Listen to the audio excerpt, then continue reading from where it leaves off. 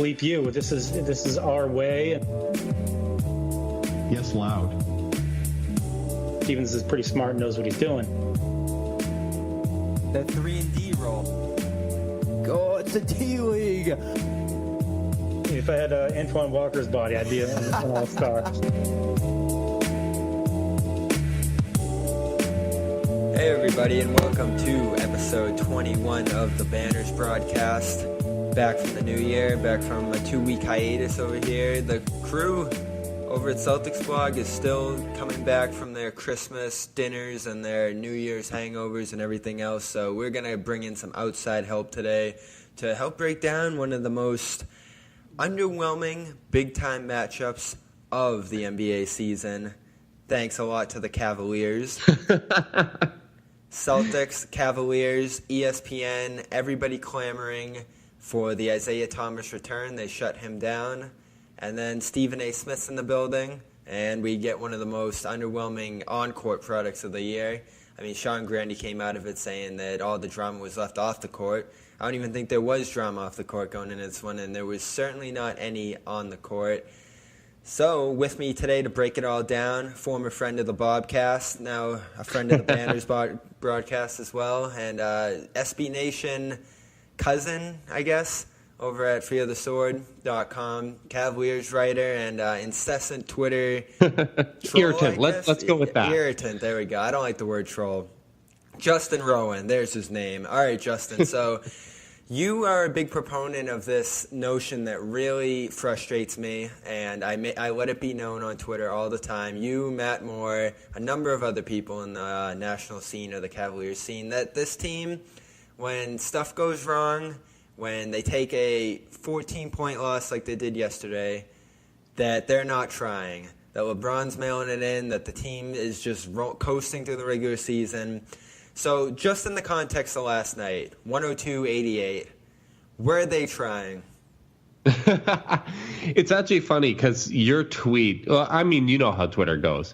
You tweeted that out, and then it gets DM'd to me because that's the way group chats work and stuff like that. And I had sympathy. Like, I ended up responding to you after, like, kind of expanding on my thoughts because I was like, you know what? I really get where you're coming from because, like, this is a blossoming rivalry in the NBA, obviously. Kyrie going to Boston just kicked things up another gear. You have that whole dynamic with LeBron. Who knows if it's going to be a long-term rivalry because we don't know what LeBron's going to do. But when you're really, like, trying to build towards something, and that's what the Celtics are doing, and you have so many young guys, and that growth is so important, to not have those measuring sticks is frustrating, especially when people on the national scene aren't taking that seriously. It's funny because I don't want to take too much away from the game. I like that you called me a Twitter irritant, even if I was putting words in your mouth rather than troll, because I don't know if you picked up on it. I don't really hot take a whole lot. I don't go out there or say opinions that I don't think. I like to have a little bit of fun and get people going. But I'm not anti-fun, don't worry. That's my number one rule in life. I mean, I write over 30 articles a month. When I go on Twitter, I'm not in constant analyze mode. But I wrote about this game and kind of the three takeaways, and I'd be interested to hear what you thought about it. The first, it's that the Celtics defense is for real. Oh, yeah.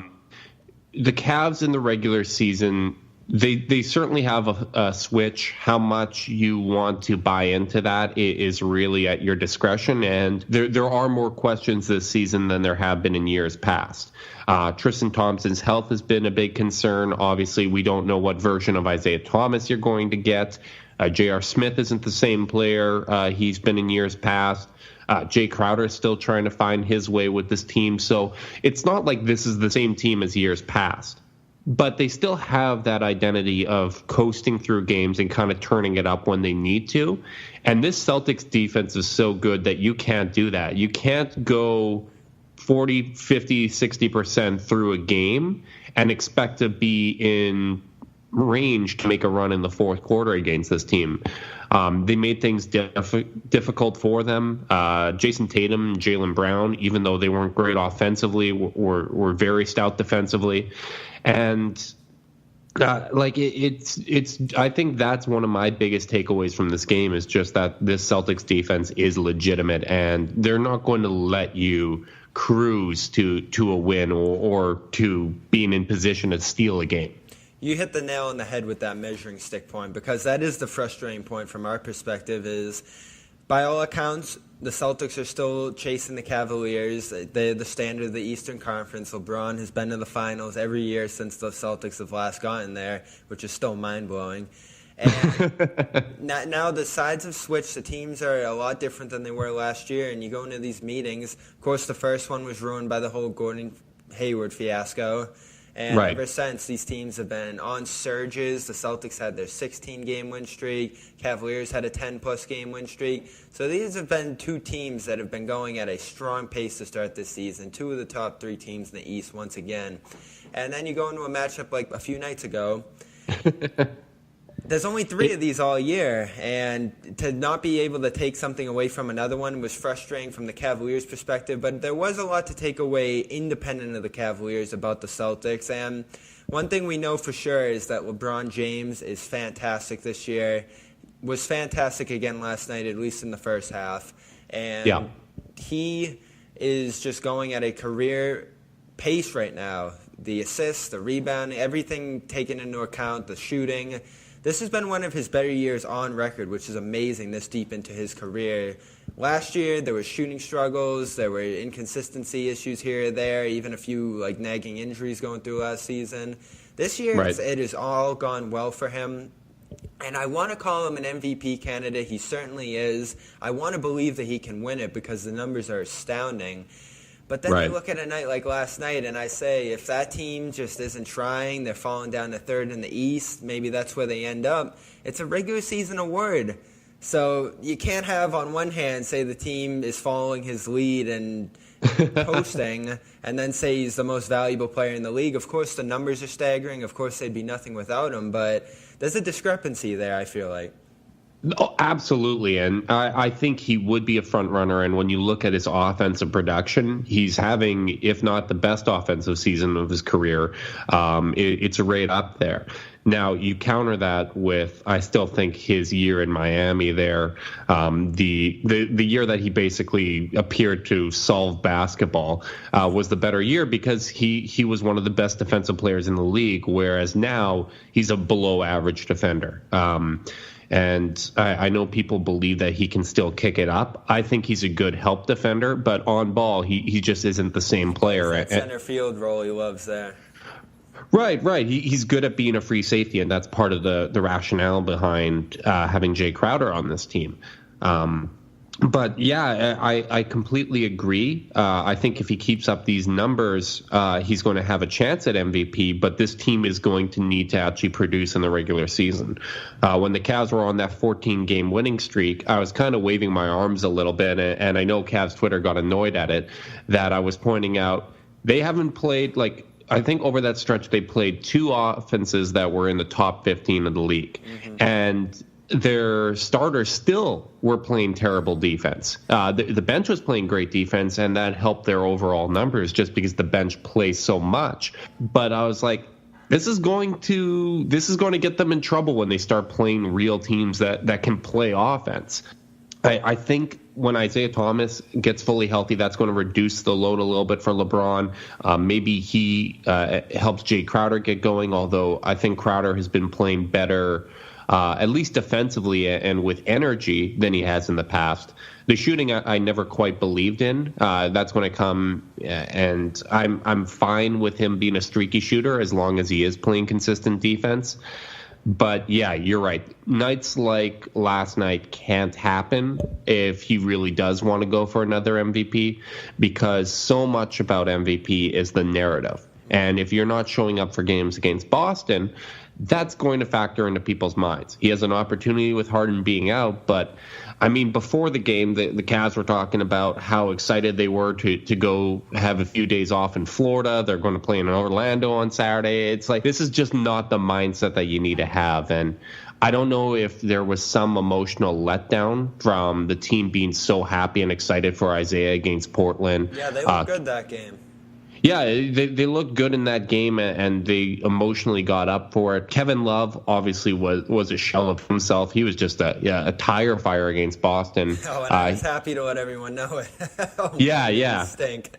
Yeah, he was. I mean, he was a bum, but like he had the flu going into the game against Portland. He was questionable game time decision, and I think he, with his body fighting whatever it's fighting, he just didn't bounce back from the game the night before. So he was an absolute disaster, but.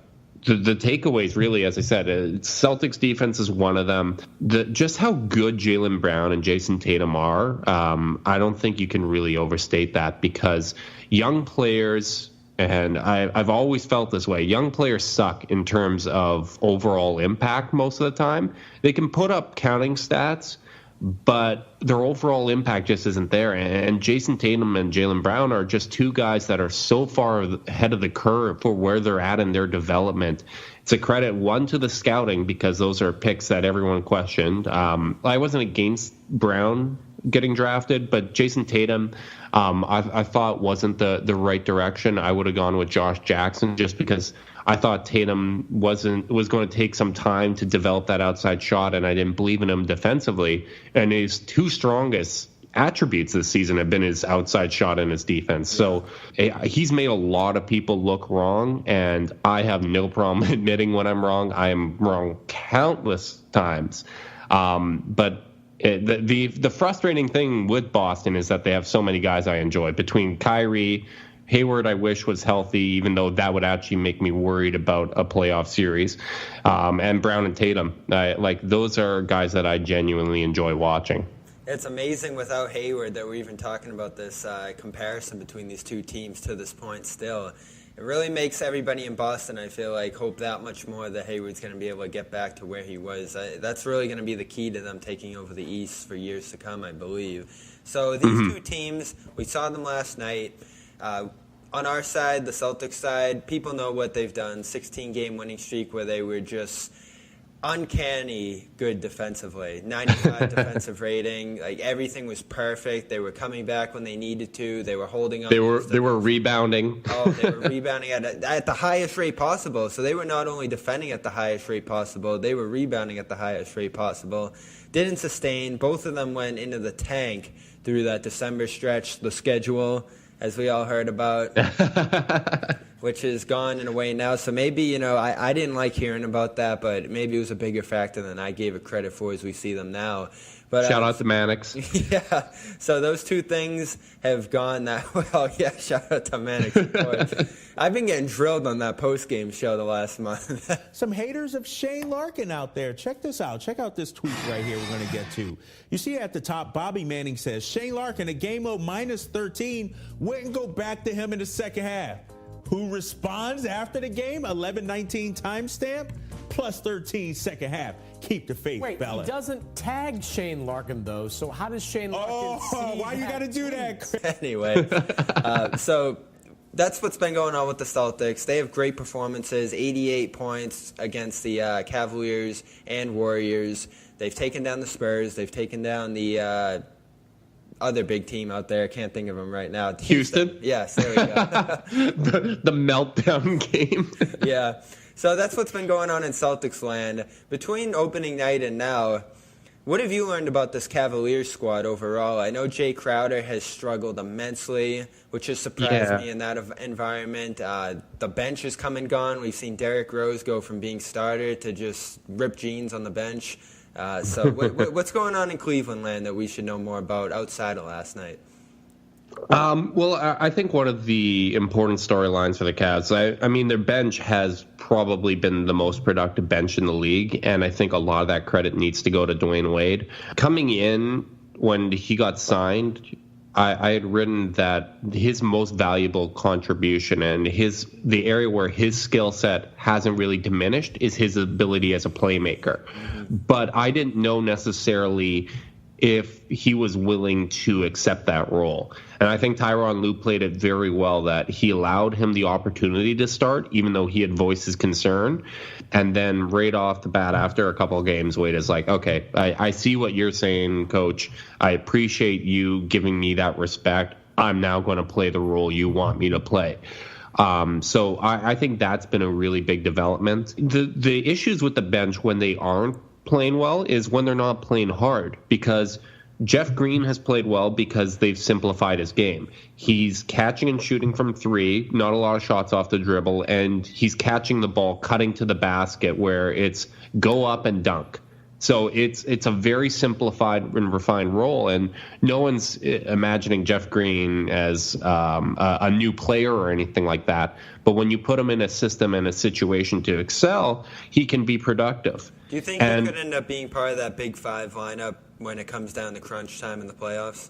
Potentially. There is the potential for that, especially just because Tyronn Lue has trusted him in those situations.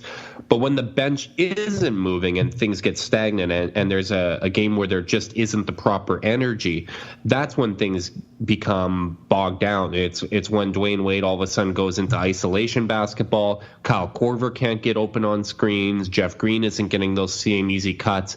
That's a lineup that needs to play with pace. I still believe Tristan Thompson, as he's starting to get healthy and he's looked a lot better this past week, last 3 games, he should be starting for this team. I think their starting lineup had worked so well in the past with Kyrie, JR, LeBron, Love, and Thompson. I think Isaiah in that same role can replicate a lot of that stuff. And I think Isaiah having a pick and roll threat is actually going to be interesting. That's that type of player he hasn't played a whole lot with in his career. But they just need it for the defense, especially with Isaiah inserted into that lineup. You need the team's best defender out there. And I really think Jay Crowder playing with more ball movement and more pace with that second unit can really help get him going offensively. Obviously, you're going to stagger throughout the course of the game, and it's not like hockey where you're doing line shifts. But I think that would be one of the moves that the team needs to do moving forward, assuming Thompson can return to form full time. Well, we got the snow blowers blaring in the background. Tons of snow in Boston. That's why we're doing the show tonight. We're just completely trapped in here for tonight at least. I'm hearing up in Canada, colder there than Mars. That was a headline I read for real. Yeah, once again, Winnipeg is colder than Mars. It's colder than both of the poles. I'm absolutely thrilled about it. If we're talking Boston and cold in hockey, shout out to Charlie McAvoy there. He's doing really good for my fantasy team. That was my sleeper pick of the year, and I was thrilled about it. Quietly, the Bruins might be a better story in Boston this year than the Celtics, and luckily we got that over at CLNS. Our hockey coverage is ramped up big time over there. CLNSmedia.com for everyone. I just traded for pasta in my league too, so I'm filling up on that. I'm ready to get locked back in. That team is a lot of fun in this city when they're doing good, and we just got so worn out by 2 years of terrible nonsense and coach firing and everything else going wrong there. Already, that's our only share of bad ownership too in the city, so we have to deal with that too. But hey, bad ownership can be fun, man. Yeah, as you it know, keeps things interesting. It's very well. So speaking of bad ownership, bad off-season management, we got a taste for the Kyrie Irving drama once again from Jackie MacMullan. An amazing piece. Definitely one of the better pieces I've read all last year. Drawing lines between Kyrie moving high schools back in that day to get a bigger challenge for himself, now moving from the Cavaliers to the Celtics to get a bigger challenge for himself. Still something that blew your mind, I'm sure, and my mind as well last season is that he ended up switching places, not only out of Cleveland, but from Cleveland to Boston. And yeah, our hypotheticals came true. All our arguing of what they would look like in if they switch roles. We're getting that opportunity finally. I know, and now that Isaiah's back, we're going to see that in full force. We know me and you have been going back and forth about how important Isaiah can be to Cleveland, but we're going to get to that in just a sec. What did you think about it? Did you get to read that MacMullan piece? And what do you think about some of the tidbits in there? Irving and LeBron's relationship, Lue and Irving's relationship as well, what his role with the team should be, him talking about what number 23 needs to do versus what he needs to do. It's a weird. It's just a weird situation as a whole. I don't even know the right word. He's a weird guy. Yeah, he's a weird guy. I love it.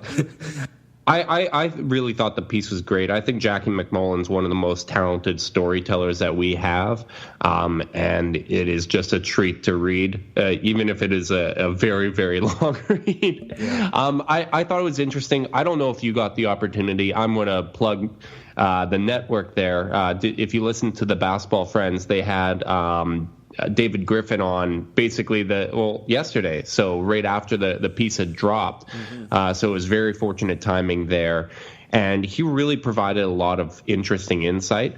I think it was great that Kyrie got his side out, because I think a lot of the narrative and the reporting was really controlled by Rich Paul, and that was a lot of the anti-Kyrie narrative was driven by that. Griffin had made some interesting points in regards to the practice thing about Kyrie saying that, that's 23's job. Yeah. He said that when it happened, because, I mean, they're obviously very aware of it as it happened. He said, obviously, Kyrie was being a smart ass. He was being a wise ass. And as the piece illustrated, he did apologize for it later. But that was the relationship he had with Phil Handy. Phil Handy was responsible for mentoring Kyrie, helping him grow into a man during his time with the Cavaliers, and was responsible for a lot of his personal growth there. And obviously there were issues along the way of Kyrie trying to refine his game and blossom into the player he knows that he can be. And there were obviously frustrations. I mean, no matter how talented you are as a point guard, LeBron is, if not the best player in the league, he's certainly in the top three. So he wants the ball in his hands, and he's uncompromising in that way. And I think that had weighed on Kyrie. And as Griffin indicated, throughout the second half of the season, this was something that was on their radar. They could tell that Kyrie was sacrificing for the team. To his credit, he still played tremendously in the finals and down the stretch last season, but his growth had been stifled to some extent there, and would continue to be with LeBron. And David Griffin had tried to meet with Kyrie and his agent prior to the draft to find out where they're at.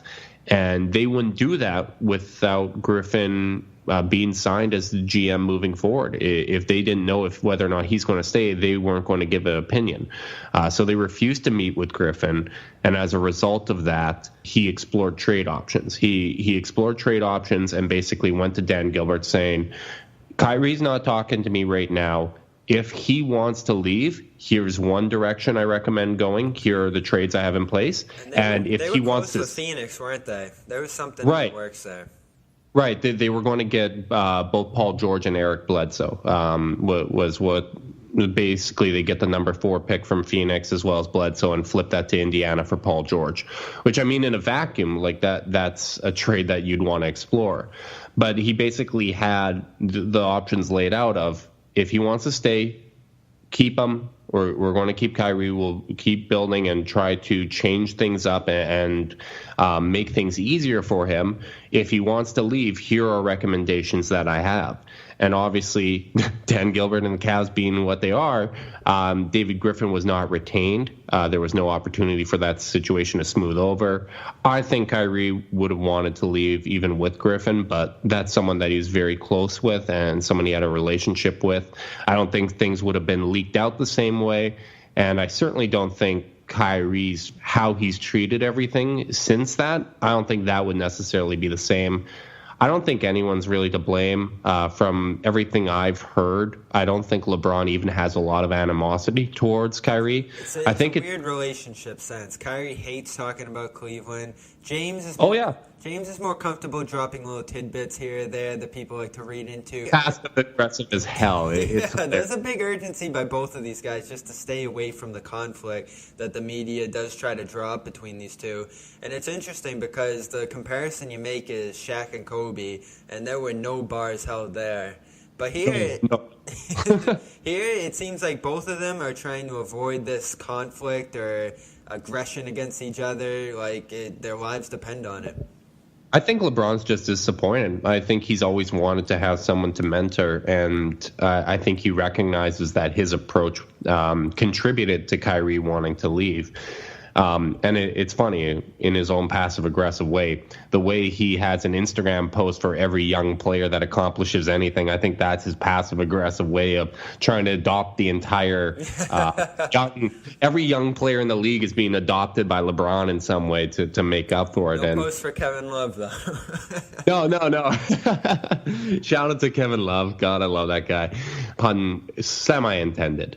But it's. I mean, I don't have a lot of hard feelings towards Kyrie. One of my frustrations with the Cleveland fan base is that I just feel that there's not a lot of goodwill for that 2016 team. It's like, and some of that is a product of LeBron. This is the third time in 4 years that there's the possibility of him leaving. So there's a sense of urgency that's always there. As hell, as we talked about over the summer. I mean, Kevin Love is having the best offensive season of his career. He's putting up crazy numbers in less minutes and on fewer touches than he had last season. Like, that's the crazy thing to me about Love is it's not him filling the void that Kyrie left. He's actually getting fewer touches than last year and producing even more. He has one bad game and it's, we got to trade Love. We got to trade Tristan Thompson. We got to trade JR. And it's disappointing because it's guys that I think a lot of other fan bases, or at least if this was a different situation, there would be a little more affection for them. What do you think of Kyrie in Boston since? You've probably gotten to see a little bit of him playing here. The style is definitely different system, so he has approached the game a different way, and it seemed like that was a concerted effort he tried to make coming into the season, was playing better defense, playing within the flow of the game. We've seen him go off ball, which you didn't see all that often in Cleveland. It's been interesting to see him transform a little bit. He's fallen back on his old ways here and there. But it's been good. I'm not complaining all that much. He has changed quite a bit in his style, and it's suited the Celtics well. It's different from Isaiah even. I really thought these guys were going to look very similar in how they approach the game with the Celtics, but it's been different. And you talked about the other options the Cavaliers might have had. It's going to be a killer for the Cavs that he did end up in Boston, and he's going to be a core part of the competition going forward because there's a lot of room for growth clearly. And he can be a force, as he has shown. And how do you feel about the Brooklyn pick as well now? Because that was the big thing for trading them to Boston, is the fact that the best return was supposedly coming back. Right. Yeah, I was also, or at least hoping for, I wanted Kyrie to go to a good situation. I mean, he really helped out the fan base and me as a fan post the decision, and obviously hit the shot to win the championship. And even though he's got all these weird things, I don't get as affected by him trash talking Cleveland as a city because I don't live there and that's not my connection. And I understand if people do, but I always wanted the best for him. And to some extent, it was like after years and years and years of just trying to share, and what I mean, obviously there's some bias, but what I thought was an objective opinion of Kyrie and saying he's on this growth, he's on this path, this arc of growth as a player and how good he can be. It was nice to see him get the opportunity to show it, because even if he was this exact same player and got traded to Phoenix, that team's not going to be in the playoff picture, and the narrative would be, Kyrie sucks, he can't win, he can't take a team to the playoffs. And for a Boston team that, look at their valuable contributors last year, like Avery Bradley, just such a tremendous player. Jay Crowder was playing at such a high level. This Boston team has been so resilient, even dealing with injuries to Irving or Horford. They just win, and he's really, in my opinion, he's the modern point guard, because I don't believe that you can have a successful offense if you have a point guard that's generating 9-10 assists. I think if one guy's creating for everybody, you become too easy to game plan against. Yeah. That's the MO of the Celtics. You have Irving on the ball, you have Smart on the ball, Rozier, Horford. Even Tatum was showing off some flair for the passes last night. You saw him kicking it out to Horford. Everybody on this team can make a play almost. in a perfect world, I mean, I think you have like Kyrie, Hayward, and Horford all averaging around 5 or plus assists, and then a couple other guys at 2 or 3. I think that's how they take the next step and become dynamic as an offense, because right now they're kind of middle of the pack. But yeah, it's great to see Kyrie play this way. He played this way with Team USA as well, and I always thought it was funny because we really compliment players for listening to the coach and executing and doing what they're told when it's something that we want them to do. But like in Cleveland, when Kyrie was passing a lot, Tyronn Lue very openly, and this was a point I brought up when he was in Cleveland, and now you're seeing it now, he said, go out there and score, pass less. Like, we need you with these lineups to be that offensive weapon. And I think his absence has led to some growth for Cleveland, because they can now no longer just rely on LeBron and Kyrie to create an isolation. They need to have that ball movement, and I think that's part of why Kevin Love is having so much success. Guys like Jeff Green are playing well, because it's kind of plug and play that as long as you're playing with energy and effort, you're going to get easier shots, and that was something they probably could have done in the past. Lack of depth certainly prevented that. But yeah, I mean, Kyrie is playing great basketball, played great defense for the first 13, 14 games, and now he's like, okay, I showed I can do it. I showed I can do it. I'm going to do it when it matters. Trust me, I'm going to do it when it matters, as I always have. Years. Yeah. He's going to save himself a little bit, and I mean, and they've tried to save him as well. They've been keeping him at that 28 to 32 minute mark, so that's factored into the numbers as well. And Matt Moore's pointed out that the numbers are down, the minutes are down as well. So that's look at the per 36 numbers. Like, he's right up there. His efficiency is absolutely incredible, and as a Boston fan, like, it must feel good to have a player where you're like, oh, there's going to be another gear. They're not playing 110% every time. We can actually even count. Last night you saw that. Irving was not the cornerstone of that game or the result or anything like that. He was just shifting his way through it. Trust me, you're going to absolutely love it in a year or two when this team is a legitimate contender and they save themselves a little bit, and you can say, hey, they weren't trying tonight, instead of being the tryhards going 125% every night. Hopefully the back-to-backs are gone by then, so we can ease that out a little bit as well. That'd be great. So speaking of back-to-backs, Isaiah didn't play because of that. We did get to see Isaiah against Portland. And this is my big sticking point with you, because we've been going back and forth on this point for a little while. I'm putting my arms up. I surrender. I think Isaiah is going to be the X factor to that team. I think he is going to be capable of getting back to where he was, playing on and off the ball, scoring within the flow of the system, within the flow of minutes. And that first game, to my astonishment, was really the perfect embodiment of what I envisioned him being in Cleveland. He was in and out of the game, layering his minutes with LeBron, without LeBron, attacking the hoop, putting up shots at a high rate, and scoring at a high rate. He scored pretty much a point for every single minute he was in that game. And boy, did it bode well for the Cavaliers. I mean, they were talking about not putting pressure on him to be a key factor in these games. I thought he was a key factor in that win against Portland, the first game he played in over 220 days. Right. Yeah, I mean, I think he's going to be a tremendously entertaining player, and I think he's going to be I hope he's going to be a very good player, because even though I do have questions about how he'll play against the Warriors, there's no denying that he's just an easy person to root for as a human being. Like, his story is incredible. His attitude is great. He's got a chip on his shoulder, which is incredibly endearing to fans. I know I'm preaching to the choir here. Oh yeah. Yeah. How he played against Portland was great. I think there's going to be an adjustment period for the Cavs once he's getting full-time minutes, because there's going to be a feeling out process. He's going to need to learn when he's going to get his shots. I'm stealing an opinion from David Griffin in the podcast there, but he had an easier role against Portland coming off the bench, where he just needed to pull and shoot every single time, than he would initially as a starter, because he's going to have to learn how to play off ball with LeBron. A lot of the same things that Kyrie went through, and there's going to be a feeling out process between those two. So some temporary regression might be expected. But once he gets rolling, I mean, it's not Jose Calderon. Like that's going to be really, really great. And I know we've had disagreements because obviously my bias is part of this, but I think even without Isaiah, the Cavs would still be favored to make the finals out of the East. And when I say I don't think Isaiah really makes a huge difference against the Warriors, like if I'm being perfectly honest, I think if you combine the Cavs and Celtics, I think the Warriors would still be favored. Wow. Like that is more about how great I think this team is, and I think you need breaks. I have some concerns with Isaiah.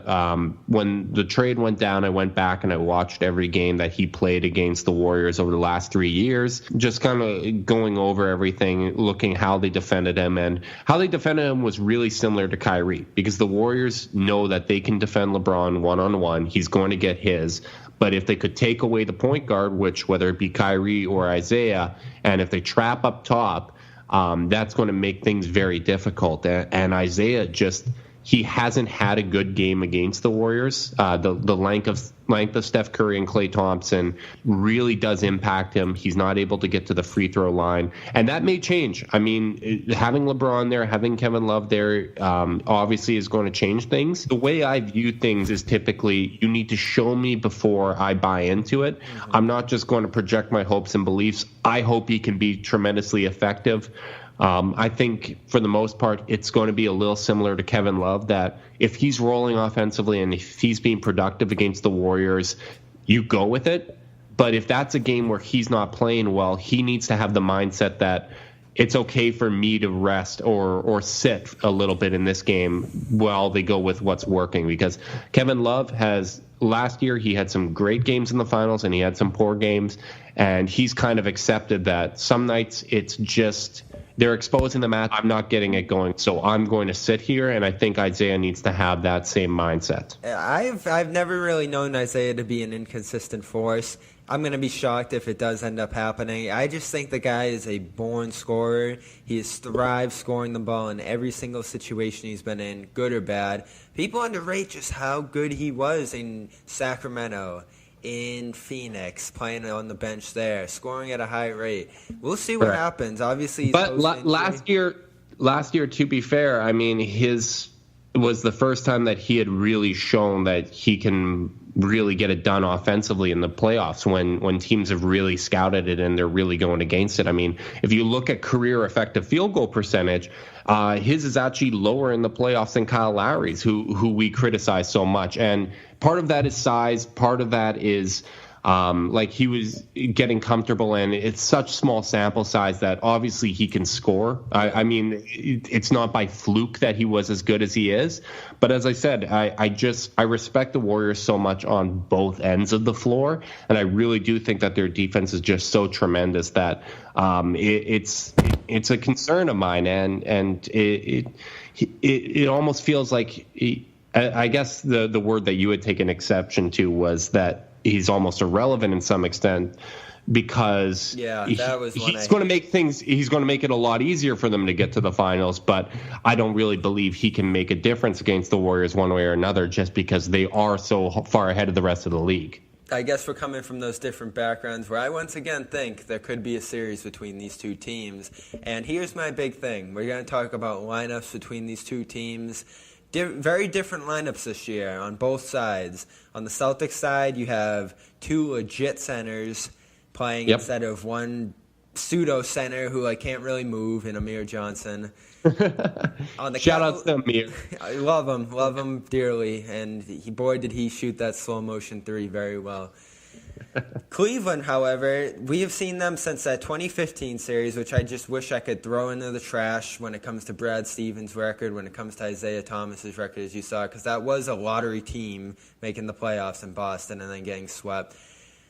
The Cavaliers in that series were throwing Timothy Mozgov in there, Tristan Thompson, Kevin Love, just the deadliest front court. Big boys. When it came to size, when it came to physicality, and LeBron to boot, who is right up there as well. And that just gave the Celtics terrors. Then you go into the next year, still playing Thompson at a high level. That's giving Al Horford issues, as we've known, whether it was with Atlanta, whether it was with Boston. Now the Cavaliers are embracing small ball. You have Kevin Love at center. You have Jay Crowder and Jeff Green mixing in at the 4. And then last night, I think we finally saw what I expected to see from Horford once the big guy was out of there. He thrived. He was making plays on the defensive end. He was knocking down I'm shots. so glad we're getting into this. I was really hoping this wouldn't wrap up before we got into Horford. Oh, of course, because Horford has never quite had a night like that against the Cavaliers. And oh, yeah, he exploded. He exploded for 11 points and 9 rebounds. It was a Horford kind of night. Yeah, it was. And he was able to take advantage of Kevin Love. In the past, That's both the key Love. right there. When you isolate those two and Horford's able to win that battle, I feel very good about that. Yeah, and you should. You absolutely should, because especially in the past, like when Love was able to defend Horford and then Thompson's there for help or LeBron's there for help, it changes things, because if you can negate Al Horford, all of a sudden you're relying on Kyrie playing hero ball and 2 young guys in Jason Tatum and Jaylen Brown who have been great, but over the course of a playoff series, you don't want them being number 2 and number 3 options, right? Especially just because Horford does make Tatum. everything easy. Maybe Tatum. I mean, dude gets buckets. I love him for that. But yeah, you're right. Obviously, Love not being himself helped things out. But it is interesting, and that was one of the notes that I kind of had in my 3 takeaways from the games, is that Thompson still effectively negates Horford to some extent. It's been weird with Thompson this year. Is it a lineup thing that he's not playing as much? I know injuries have been a factor as well. What's the deal with him? Is he just being factored out by the new offense, or is he just being... No, it honestly, it's been him trying to work his way back. At the start of the year, he was hurt and he was trying to play through an injury. He was trying to hide it from the team and media. It just progressively got worse. Eventually, they moved him back into the starting lineup, and like on the second night of back-to-backs early in the season, he would have 1 or no rebounds. Mm-hmm. And like it was clear that he just wasn't moving like himself. And then eventually he had the calf strain as well as a more serious injury that he has said it hasn't been disclosed to the media. And he's not going to talk about it. But yeah, now he's trying to get back into shape. He's trying to get his rhythm. He's obviously dealt with the injuries to the point where he can play again. And he's looked better this last week. In the 10 minutes where Horford and Thompson shared the floor last night, Cavs actually had a +1 net rating. Horford took only 1 shot. He made the shot. He had 1 rebound, 1 assist, and a turnover. Here's my counter to that, though. Right after that happened, who comes in for Boston? Aaron Baines. And that's been a big thing with the Celtics this year, is when opponents do go big, Baines has been a good counter to that. And they pushed a nice little 0-6 stretch on the Cavs between the first and second quarter with Baines in there before he got hurt. Right. Well, my point more so is that he was still effective guarding Horford and limiting him, even though he still scored on his only bucket. The Cavs had a positive net rating. In the minutes where Horford was on the court without Thompson on the floor, Boston had a +16 net rating, and obviously he was very productive in those minutes. So I think Thompson is still a key to this series if they the playoffs. His health one way or another, and how often he plays and what role he has in this rotation is really going to determine how this series looks, because that series, if it does happen, isn't going to look anything like last night. Tatum, Brown, Kyrie, LeBron, Love, all these guys are not going to play as poorly as they did last night offensively. Isaiah Thomas is going to be in the series. It's just not going to look anything like that one way or another. I don't think you'll have a Daniel Tice sidestep 3 either. Tice is nice. I don't want to I don't want to rule it out. It's certainly possible. But yeah, I think against Boston, Thompson needs to play more just because Horford is such a talented player. And I do still have questions. One of the reasons I like making jokes about him is just because when you are building a team, it's tough when the two teams in your way, Horford hasn't necessarily been effective against. He's scored okay against the Warriors, but they haven't been good with Horford on the floor and Draymond. And it's the same thing with Thompson and the Cavs. So that's kind of my gripe with him. But overall, like, he's a tremendous player. Like, if you don't believe me, go back to the last few years, both with the Hawks and the Celtics when I did my series previews. I had always outlined Thompson has to be a key, because if Horford is allowed to do what he does, you're going to have nights like last night where he gets... Horford really is the barometer of how the Celtics go. When he's looking smooth, comfortable, doing what he wants, the whole team is. And when he's just completely out of it, missing layups, not doing anything, the team's just completely out of whack. So that's why that's an important point for me, too, is can they be in those lineups where Horford's comfortable? And I think when you have the Celtics playing their small ball, when you have the Cavaliers playing their small ball, he's in his element. Of course, Thompson's injured. Marcus Morris on our side I don't know what is going on with him. The LeBron stopper, Marcus Morris. Well, he's hurt as well. He's trying to come back from his knee ailments, and last night he just looked like a disaster. They tried lining him up against LeBron in small ball lineups at the 4, and LeBron stuffed him one play, knocked it out of his hands another play. Jeff Green stuffed him, and then he was just pretty much out of the game for that night. Not a great game. Yeah, he bad point out of that game, in a game where pretty much everyone on the Celtics played good.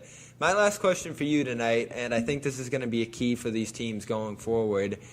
Do you anticipate the Cavaliers going after a big, or is Thompson going to be the center plan going forward for them? Because I think if you put a Marcus Gasol in there, this is over, and you're looking at a Warriors threat now too.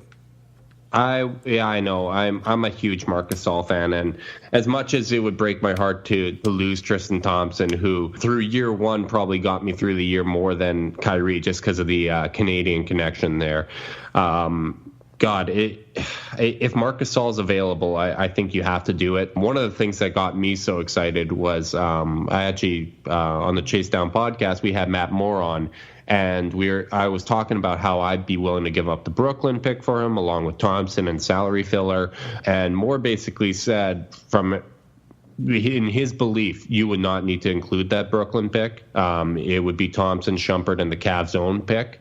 And I would go as far as to move the Brooklyn pick, just because I think that dramatically helps you against the Warriors.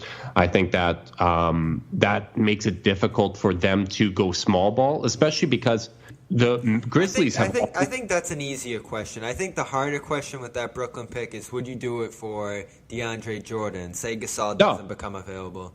No. DeAndre Jordan isn't playable against the Warriors, because DeAndre Jordan is a better overall defensive player than Tristan Thompson, but he doesn't have the mobility to go out there and switch on to Steph Curry. And rim protection isn't what you need. Like the Clippers have had to bench him in past playoff series, and they've been better with him off the floor defensively this season. Like, he has regressed, and he has less time on his contract. So I don't think enough of an upgrade from Thompson, if he's an upgrade at all, from a healthy Tristan Thompson in terms of fit with this team, to warrant moving assets, period. Forget the Brooklyn pick. All right, so no Jordan whatsoever. Gasol is a yes, an easy yes. But what we've taken away from today, I feel like, is that all the Cavaliers' moves are going to be geared toward beating the Warriors rather than worrying about the East. Celtics, not a threat yet. We'll see on that front. We'll see where this rivalry goes toward February 11th, which could be a game that means something. No one want to say that this game meant anything the other day. Maybe this one will mean something this time when it's all said and done. That's Justin Rowan giving us some perspective on the Cavs as a special guest here today on the Banners broadcast. You can follow him at CavsNetta, and you can subscribe to this podcast on iTunes, on Stitcher, and read all our good stuff over at CelticsBlog.com, fearthesword.com. That's our show for today, number 21. We'll see you next week back here with Jeff Clark coming back from vacation. Thanks, Justin. No problem. Thanks again for having me.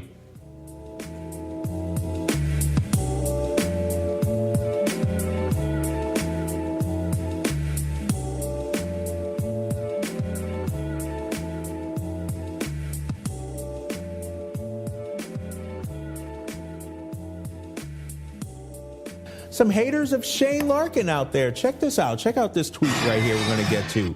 You see at the top, Bobby Manning says, Shane Larkin, a game of minus 13, wouldn't go back to him in the second half.